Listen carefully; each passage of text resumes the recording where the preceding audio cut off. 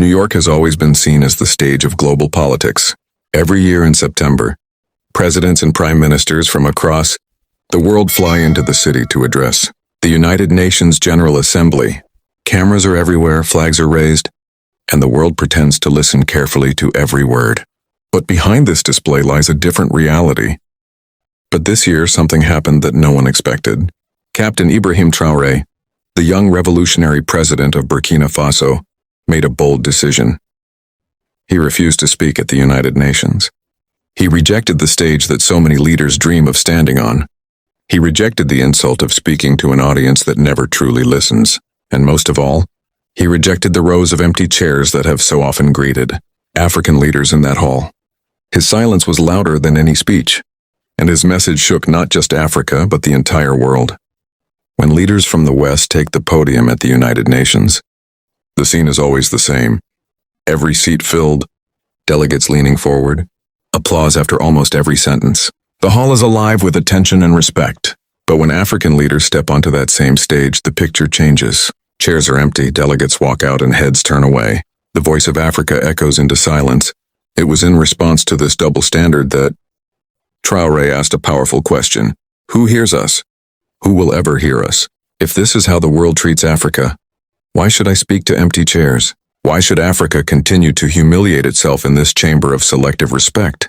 For 2 long decades, Africa has been pleading for recognition at the highest table of global decision-making, the United Nations Security Council.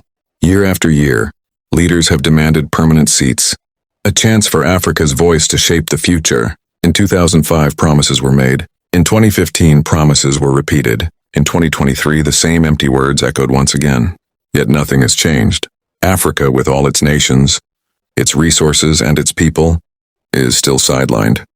Divided, weakened, and voiceless, the continent continues to watch as others decide its fate. Traoré's words carried a clear and uncompromising message. We don't need to beg for seats at their table. We need to build our own, he reminded Africa that it doesn't need pity from the world, it needs unity. And that unity is already taking shape. Burkina Faso, Mali, and Niger have come together to form the alliance of Sahel states, not as submissive followers, but as nations determined to resist exploitation and reclaim their dignity. This alliance is more than politics. It is a statement of independence, a declaration that Africa's future will no longer be decided by outsiders. The hypocrisy is impossible to ignore. When Western nations need Africa's gold, they come rushing in. When they need uranium, oil, cobalt, or lithium, suddenly Africa becomes important. They negotiate, they flatter, and they promise partnership. But when Africa raises its voice for justice, when Africa demands fairness, the world turns away. Silence replaces applause, and indifference replaces respect. This is the hypocrisy that Ibrahim Traoré rejected, the two-faced politics that values Africa's resources, but never Africa's dignity. Ibrahim Traoré did not limit his rejection to the West alone. He turned his words directly toward his fellow African leaders, and his challenge was bold, unapologetic, and uncompromising. He told them plainly, stop betraying this continent. For too long, many African leaders have sold Africa's dignity for crumbs from foreign powers.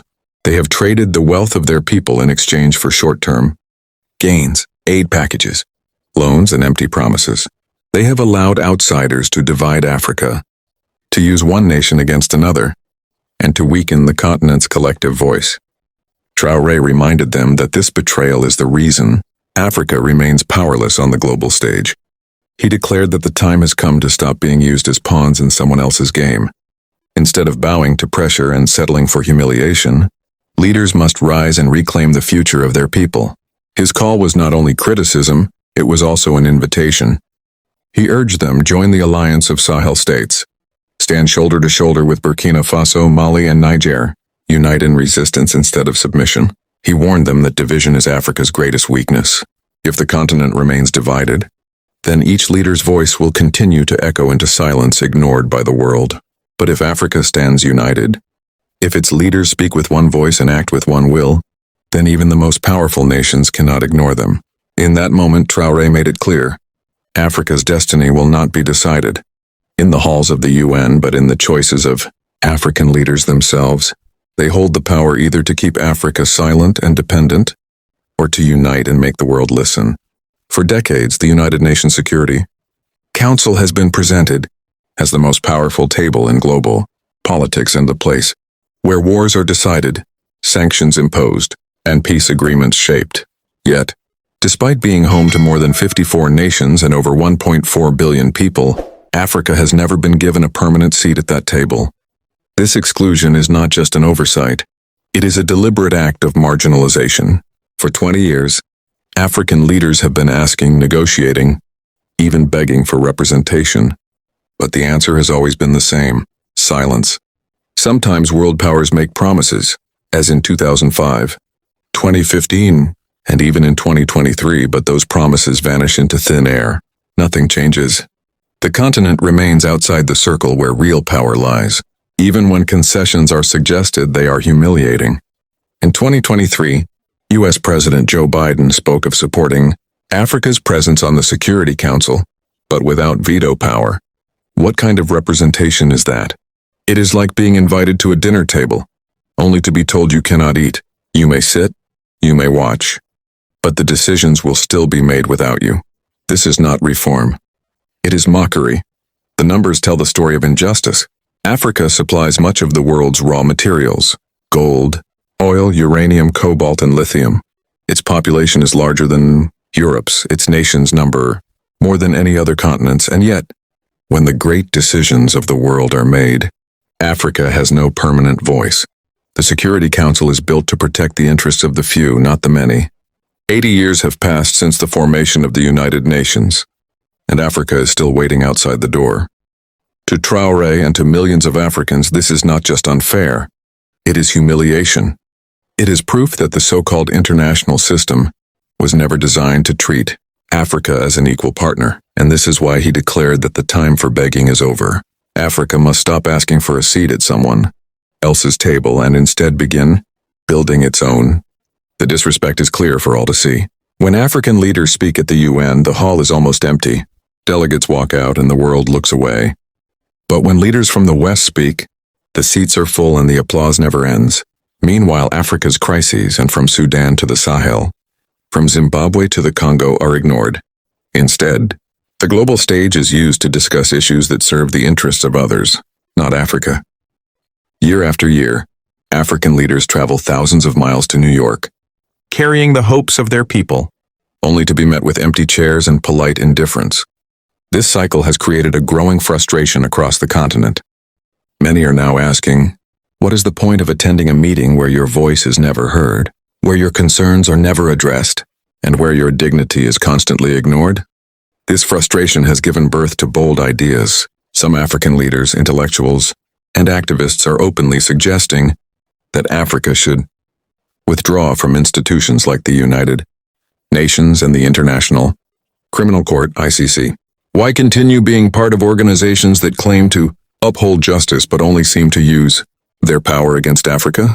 Why waste time in institutions where Africa has no real influence? The truth is, the current global order has never been designed to uplift Africa. The United Nations is 80 years old, yet Africa still has no permanent seat at its most powerful table. The ICC, too, has repeatedly targeted African leaders while ignoring crimes committed by Western powers.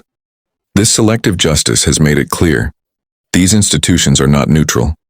They are political tools, and so, more and more voices are calling for Africa to build its own structures of power and strong, independent organizations that are not controlled or sponsored by foreign nations. Traore and other leaders argue that Africa does not need another institution, like the African Union, which often depends on outside funding and outside influence.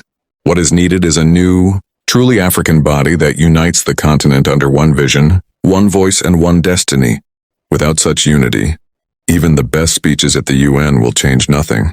For 20 years, Africa has been asking for reforms, but nothing has been delivered. If this continues for another 20 years, what will Africa gain? More empty promises? More humiliation? More wasted time? This is why leaders like Traore believe that frustration must now turn into action. Africa cannot afford to keep waiting for respect. It must demand it. And the only way to do that is through unity, not just in words, but in real political, military, and economic alliances that give Africa the strength to stand on its own. Burkina Faso refused to remain silent in the face of injustice. Under the leadership of Ibrahim Traoré, the nation stood tall and fearless, showing the world that Africa will no longer accept humiliation. Traoré declared that his people's dignity is not for sale, and that Burkina Faso will walk its own path, even if it means standing alone. His words turned Burkina Faso into a symbol of resistance for all of Africa. Ibrahim Traoré's speech was not just for Burkina Faso.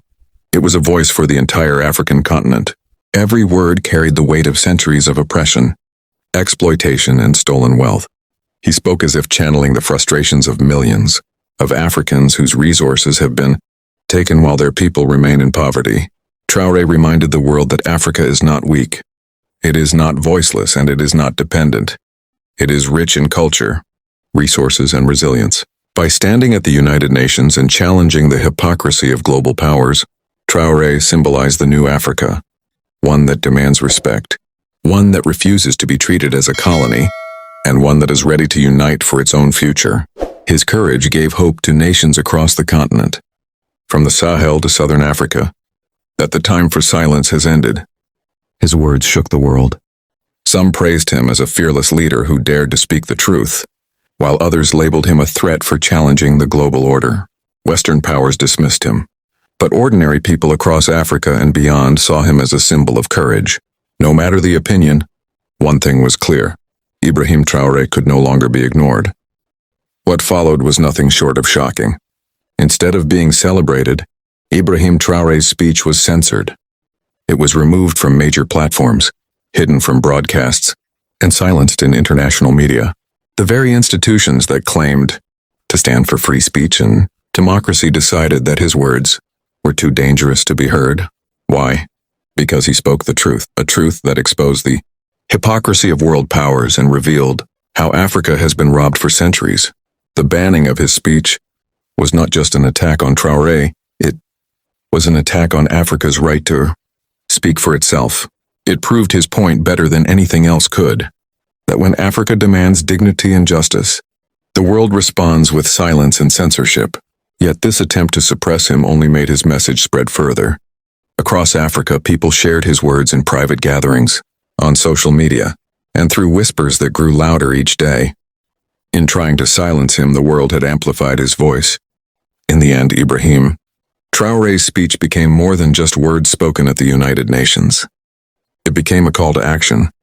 Though banned, it echoed across Africa, inspiring a new generation to rise with pride and demand respect. His message was clear: Africa's dignity is not negotiable, and its future will not be written by outsiders. No ban, no censorship, no silence could erase the truth he spoke. His words will live on as a legacy, a reminder that one voice, spoken with courage, can awaken a continent.